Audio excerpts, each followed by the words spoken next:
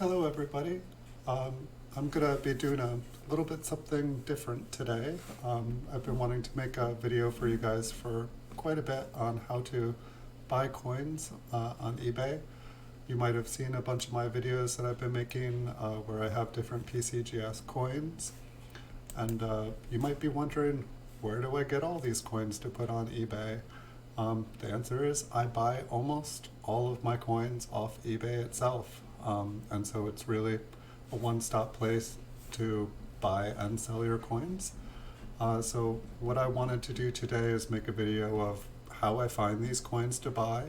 And so if you guys are familiar with eBay and you have an eBay account, you'll know exactly what I'm talking about. But I thought I would show you guys kind of how I do things. And I have not worked with a video like this where I'm actually not able to see what I look like right now or what my pages look like. But from the testing I did, you guys should be able to see everything just fine. So here we are on my main eBay page. And if you guys don't have something, well, first I guess I'll show, I'm usually bidding on things and I usually have things on my watch list all the time. And so if we go to bids here, I've got some large cents that I'm bidding on right now. And if I go to my watch, I have things that I'm watching that I haven't bid on yet. And so generally the way every morning, every afternoon, every evening, I will go and check my bids, check my watches. And if I'm wanting to see what has been listed, I will go and I'll click on the link within it and it'll bring me to small cents. Which I'll just do a broad search. So I'll be doing a search of the Flying Eagle cents, the Indian head cents, Lincoln wheat cents, memorials, bicentennials, shields, everything. And since we're looking at PCGS, I'll click on the PCGS. And generally for this search, I will do a buy it now. And I'll go to the newly listed. Now let's say you don't have anything that you're bidding on or watching. You can basically open it up, if you just type in 1979 cent, you can type in anything and, click on the first one that comes up and boom, there's your category there. So I'm going to click on the small cents there. And so if you haven't started bidding on anything yet, so you could put this on your watch list and then now you have a shortcut so that you don't have to type anything. You can just go open your watch list and you can open it up. So we'll just repeat this here again. So let's say that I'm looking for something to buy right now. I want to check what all the dealers, what all the people are putting up for sale. I'll go to the newly listed, I'll select buy it now, and I'll start to look at all the different coins. And so basically, since I'm doing this a few times a day, when you've looked at something, it'll show up purple here. So like, look at this $225,000 1936 cent. This thing is hilarious. I'm guessing it's a chemistry experiment, and somehow it got some steel plating on it from the experiment, and that's why it's magnetic. So here we can see I actually just reposted something up on eBay here, and so this is one of my coins that I did. So this is not something I'm looking to purchase today. But I will just click down looking at all these and I'll hit the purple item and boom, I've already checked out all of these. And so I'll just look at all the stuff and there's a lot of stuff here, 15,777, but if you're always looking checking for deals, occasionally somebody, puts a coin up here for $5. You could be searching here and looking at lowest. And I find deals this way too, but generally the way that I do things is I'll just look at the newly listed all the time, because when you're looking at lowest, when you're looking at highest, when you're looking at ending soonest, these are all things that other people have already seen. If you're looking at the newly listed, that's what nobody has put their eyes on yet. And so this is how I look for coins to buy it now. If I go to my purchases here, You know, we can see somebody put up 1986 Mint State 67. They put up a 1987 MS67 coin, you know, for like 11, 12 bucks. Somebody put up, this one actually I made an offer on and bought all of them, just because I really like these ones. This auction that I bid on. But somebody put up this 2007 MS67 for $5.99. There was some shipping and handling, but if you guys have ever checked these out, basically all the business strikes from like 2005 to 2009, they're making all the satin finish coins and stuff, and I don't know if they didn't do a good job with these, but if I buy them, they sell like instantly. And this person put one up for super cheap. 1979 MS66 for $16.95. Like, I see these sell for like $30, $40. So what I'm looking for are things that I can buy and sell really quickly. You know, some 2001s MS67, 11 bucks, 11 bucks. These were probably up less than 15, 20 minutes before I scooped them up. And so what I try to do is I try to buy things that I can resell quickly.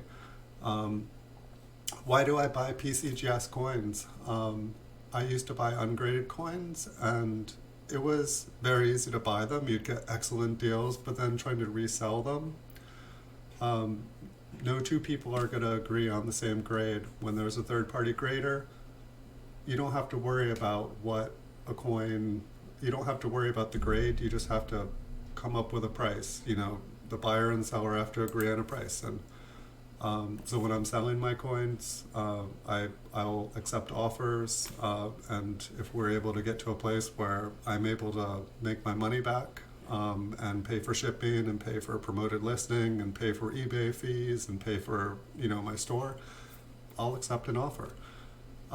So then if we look at bidding, or hold on, let's go to a small cent. If we go to how do I look for coins when I'm bidding on them? Basically what I will do every day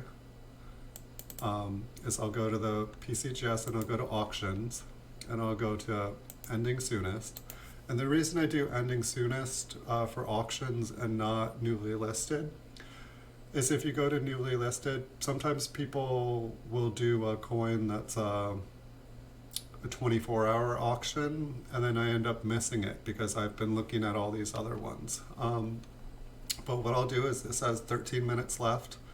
I've already done this for the day, but I go through all the coins and I go pretty much for the full day. So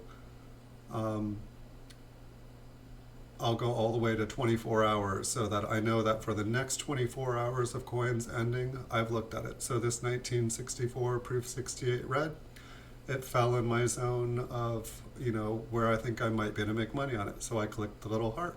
I'm watching it. And I just keep on clicking, or I keep on scrolling, and I go through all these. It does take time, but I've been doing this for a while and it works really well. If you guys have a different interest in nickels or dimes or quarters or half dollars, you can do exactly the same thing I'm doing here. I used to do silver and gold a little while ago, but I found that when you get a deal on silver or gold, there's usually a reason. And the reason usually is the person is kind of shady. Most of the time when I got a deal, it would never show up. I found that when I'm dealing with gold and silver, it definitely, you want 100% feedback. You want the person to have thousands of positive feedback and 100% positive feedback. You know, you want to check to make sure. And occasionally real people, you know, good sellers will have, you know, shady people try to buy and leave fake feedback and stuff. You have to check stuff out. But I found that people that, you know, do other kinds of coins, they're a lot more honest when you get what you pay for. And so looking here, 2017 P&D MS66, you know, it's a good price, and so I'm watching these ones. And so basically anything that I've gone on here, and I'll keep on doing this, so we've gotten to 7 hours. scroll the way through here. And so this is something, I probably spend like 20, 30 minutes a day just looking through all the coins that have been posted newly and then all the ones that are ending during that day. And that'll be, and like the Mac Vandersteen, they've got good coins here, but basically everything is priced to a point where I can't buy and resell it. They are the middleman of their coin. And so like a 1982D MS67 red, there's some money in that, so I'm looking at that.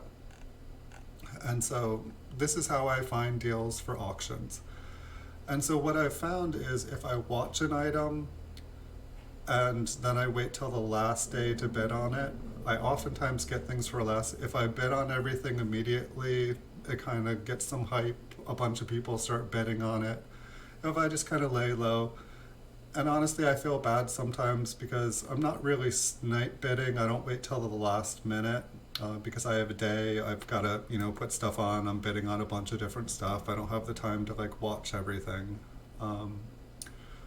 But I do feel bad sometimes. Like I'll get like a 10 coin lot, for like $10 of PCGS graded coins.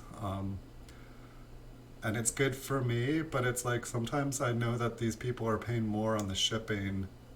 And so sometimes I don't get the coins because people are just like, they get kind of that rage feeling when they're selling and they don't even, they're actually having to pay to send the coins to you. And it's kind of sad. I'm just I'm looking at my notes here. So basically, once I've gone through and I've figured out all the coins that I'm, looking at for that day on my watch list, then I'll go in here. And so for this, these ones it's a good coin, but there's still quite a few of them available for sale, and so I won't go really high. If it was a 1963 and going back, if it's a 1958 proof 68 red, I'm gonna bid pretty high on it. But now that I've bid on it, I can remove it from my watch list, and then I can, then that cleans up my watch list, and then I can go to my bidding, and there it is on my bidding list. And so I'll generally, place my low bid on something for the day, and then as things are coming up within an hour or two ending, I'll put a couple more bids on them, and if it's something I really want, I'll make sure to be around for it. But this is pretty much how I buy and sell coins on eBay, and there's lots of other ways to search for things, like say you have a collection of MS66 coins. You can use the little grade bar here on the side. I do notice that sometimes people don't enter in all the item specifics, and what I mean is, like let's say we look at this MS65 here. Let's go to the item specifics on here. This person has added in, it's a mint state 65. They've added in that it's 1935. They put their cert number, they put the mint location. That's good information to have. If you're selling stuff, you want all that, because then when, say someone's looking for a mint 65, that coin shows up. But if that person didn't put that it's a mint 65 on there, it's not going to. And so oftentimes things that I'll do is, if I'm looking to, look for a deal on MS67 coins, I will put in MS67, I'll look at lowest, and so here, RE Coins, I've been looking at this one for a little while. They've got a 1990D MS67 for $14. They might be willing to, go $1 or $2 less if you do an offer. And then it's like you really get to kind of cleanly see everything. Now I recommend, probably if you're a serious collector, you're probably looking at MS66 up. Some people aren't as worried about it. They'll go MS65. The farther back your collection goes, it's the harder and harder and harder to get coins of a grade. So I feel like a lot of collectors that go back all the way to the beginning of wheat cents, they'll usually have a standard of like MS64, just because by the time you start getting into 65s and 66s of some of the key dates and some of the early ones, it starts to get really pricey. And so then once you have a collection that's almost MS64, then you're not pushing as hard for a MS66. And so when I'm talking about the MS, I'm talking about mint state. And with grading, coins go from a grade of 1 to 70. And so with 66, it's nearly perfect. Some of my favorite coins on here, since I've been doing videos, are like the MS69s. They're one stage away from being a perfect coin. And there'll be some satin finish coins here, which satin finish is not a business strike, it's a special mint set. And they're really, really pretty. Like, say we can take a look at one of mine here. And they just, they have that old copper look to them. They're just nice color. I'm actually curious if anyone knows if it's a solid copper coin, or if it's zinc plated with a copper. I believe it's actually a solid copper. But you get into MS69, and it's $110 for a penny, and there's just a little imperfection, just something wrong. Maybe on the front here, you see the little scratch below Lincoln's chin. That's what kept it from being an MS70. Maybe it was the little dink below his eye. Maybe it was the combination of those things. But I really enjoy collecting small cents and large cents. It's a fun set to collect. It goes, large cents go all the way back to like 1793, basically from the beginning of US history. And so there's a lot of coins to collect. And that's actually another thing I can mention, is that when you're collecting, there's the Philadelphia Mint, there's the Denver Mint, there's the San Francisco Mint. When I'm posting listings of my coins, I'll make sure to add in, say for example, this is a 1922D. And so if we're looking for a 1922D, the 1922Ds are going to come up here. But if you just put in 1922, which is actually not a great example because there's not actually a Philadelphia minted coin for 1922, nor is there a San Francisco. It's a very interesting year. I think it's the only year where Denver minted the only penny. But when you're searching for coins, I should probably, it's important, to add, if you're looking for the Denver Mint or you're looking for the Philadelphia Mint, it's important to put in that detail, because then you're just looking at those ones. And say if you want to look at 66s, generally you can just add in a 66 into the search bar, and then you're just looking at MS66. Occasionally, depending on the date, I think something like if you're searching for a 1969 cent, and then you're putting in things, sometimes the date and the grade get mixed up a little bit. It's like, oh, I found this information, I found this information. But one of the things I do notice, that say you're looking for a 1958P from the Philadelphia Mint, is I notice a lot of people do not add in the P. They don't, because the P doesn't show up on the mint mark of the coin, it's just kind of blank. People don't add it to the search listing, and I find Philadelphia coins are the hardest to search because of this. But I hope all this information helps you guys. It really is possible to find some killer deals on eBay. This is where I'd say 99% of the coins I get, I purchase them directly off eBay from people like you and from me. Some of them are big businesses, and this is how I make a living.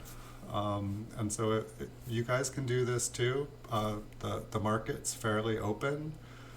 You know, if we just look at, I mean, if we look at just small cents, it's showing 181,000 listings. And you know, this is for everything. And there's deals to be found in all this stuff. You know, like these are air pennies. You buy the right air penny, you know, ones with dates on them, like these ones that are off center. Ones with dates are worth a lot more money than the ones without dates. But you get some nice high grade ones and grade these. I used to have my coins graded. I used to buy raw coins and have them graded, and you can make a lot of money doing it. But one of the problems is it costs a lot of money to grade things, and when things don't go your way, when you don't get what you thought you were, it can definitely hurt. And people, like, for say to get this one of these coins graded here, it probably costs like $30-40. You might be able to get it cheaper if you did a bulk submission, but I found that it's cheaper to just buy a coin that's already been graded by PCGS than to take the time to find a raw coin and have it graded. It's like you almost take a loss by having your raw coins graded, with the exception if you have a super high grade coin. But one thing I've noticed is pretty much anyone that has ungraded coins, they grade them higher in their mind. They like, you know, are like, oh, it's an MS69, you know, it's an MS70. This is perfect. I can't see any flaws with it, but you know, it's slightly off center. You know, there's something about the strike. You know, there's just these little tiny flaws that professionals see that the rest of us don't. And when you buy graded coins, especially from PCGS, there's already an expectation of the value of the coin just by, you know, PCGS keeps records of things. The coin hasn't, you know, the grade of it hasn't changed, it hasn't been damaged because it's in a PCGS slab. There's a serial number on it, so when it comes time to sell, you know, when I look at my coins, I add the PCGS serial number into the listing of my coin. Like you can see here, the serial number for this coin is 27913244. It's right there on the slab. When it comes to sell, if I have multiple of the same date or mint, when I print out the shipping label for this coin, that whole title there, that's going to be on the shipping label. And I find the coin, match up the two. Before it goes in the envelope, I double check that they're the same cert number. Never, ever, ever send the wrong coin out, you know. And since I have videos of things, you know, if you scroll down to the listing, we can watch a video of my coin. You can see the front of it. You can see the back of it. It makes it a lot easier for someone to buy something sight unseen. And I hope you guys find this information helpful. If you guys, you know, if you ever wonder where I get all these coins, this is where I get them. I get them off of eBay. And you know, you can do this too if you want. You can start with some small collections. What I recommend is, you know, don't go out of, you know, if you have a ton of money, do whatever you want, but you know, with just a few bucks, you can buy a couple coins for like really low price. Another thing you can do is you can, you know, check PCGS. You can take the cert from here on the coin and you can bring it and you can pop it into the cert verification on PCGS, and boom, it'll tell you what the go-in price is for it lately. You know, this one's going for $26. I'm selling it for $43.99 because I know it'll sell for that. And I oftentimes have things on sale for like 25-30% off. And so if I put it at, you know, the PCGS price, it's going to be less than what I paid for it, which doesn't kind of work out.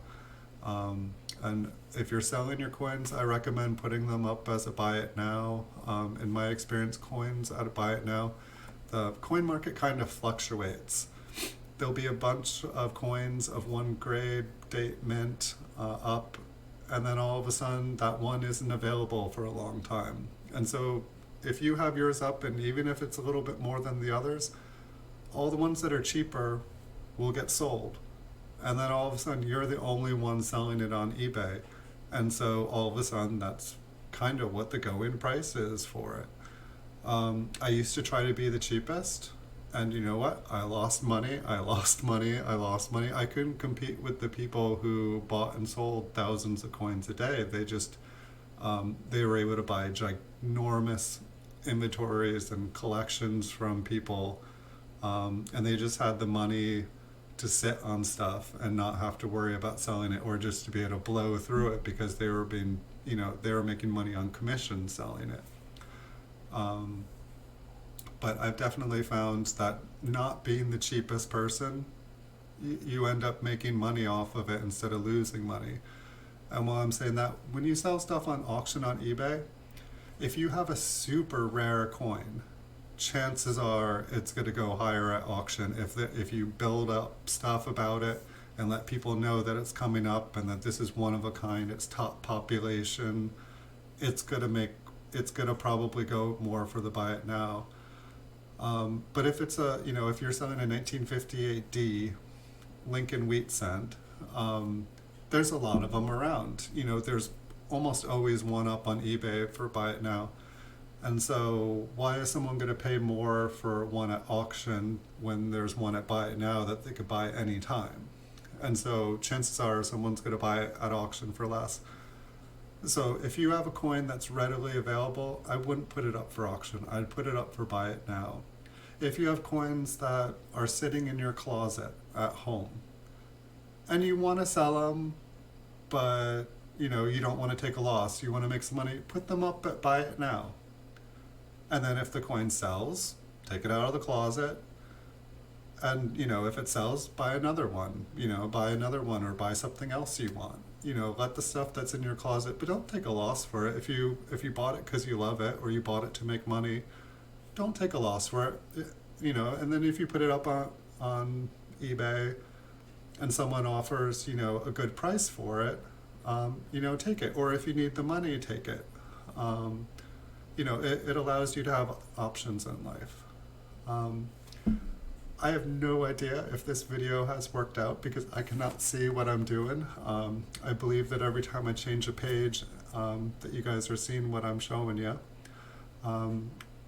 Please leave comments at the end of this. If you guys enjoyed this video, I will try to make more. I'll try to make improvements on this video. I'll try to talk about different topics. I'd love to hear from you guys. Thank you everyone for watching. All right, have a good day.